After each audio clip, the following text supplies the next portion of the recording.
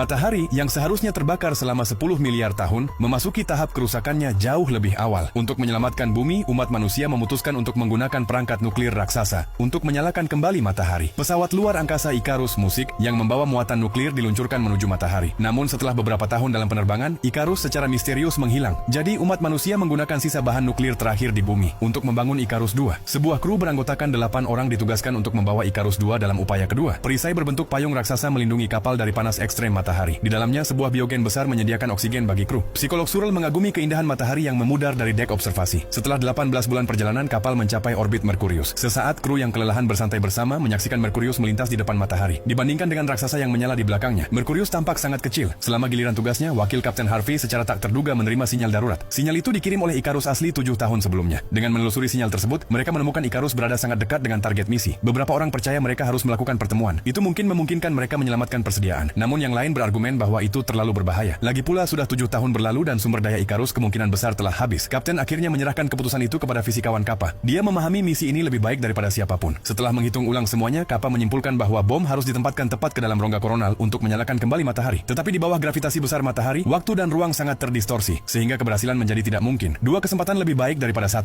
katanya. Mendengar hal ini, Kapten memutuskan mereka akan menuju Icarus Luffy. Satu keputusan itu menghancurkan mereka. Kesalahan navigasi kecil sebesar 1,1 derajat merusak perisai panas Icarus II selama pendekatan. Alarm meraung di seluruh kapal saat kru bergegas ke ruang kontrol. Trey telah menyesuaikan jalur, tetapi lupa mengoreksi sudut perisai. 4 sensor panel panas hancur dan tidak bisa direset. Kapten memilih untuk melakukan perbaikan luar dengan satu anggota tim. Kopilot Mace maju tanpa ragu. Dia menyarankan agar Kappa menemani Kapten. Keduanya mengenakan pakaian luar angkasa dan bergerak di luar perisai, perlahan memutarnya kembali ke posisi semula. Mereka berhasil memperbaiki panel pertama, tetapi badai matahari hampir membuat mereka terlempar ke luar angkasa. AI kapal mengambil alih dan menstabilkan perisai tepat waktu. Cahaya matahari membanjiri Biogard dan membakarnya. Ahli botanik Horizon berlari menuju itu, tetapi sudah terlambat. Taman yang telah dirawat dengan cermat itu ditelan api. Untuk menyelamatkan bom, mereka tak punya pilihan selain mengeluarkan semua oksigen yang tersisa untuk memadamkan api. Muatan selamat, tetapi taman mereka, sumber oksigen utama, hancur. Kapten dan Kappa bergegas memperbaiki panel yang tersisa. Hanya satu panel yang tersisa, dan matahari hampir mengenai mereka secara langsung. Kapten memerintahkan Kappa untuk segera kembali ke kapal. Dia tetap di belakang untuk menyelesaikan pekerjaan. Saat panel terakhir terkunci di tempatnya, badai matahari lain melanda area itu. Kapten berbalik perlahan, menatap dengan tenang gelombang panas yang datang. Dalam momen putus asa, Kappa melompat di belakang perisai dan nyaris selamat. Menyaksikan semua ini, Trey benar-benar hancur. Kesalahannya telah menyebabkan semuanya. Kini oksigen kapal hampir habis, dan tanpa Biogard, mereka tidak punya cara untuk mengisinya kembali. Udara tidak cukup untuk mencapai titik misi, dan tidak cukup untuk kembali ke bumi. Icarus Wukai menjadi satu-satunya harapan mereka untuk bertahan hidup.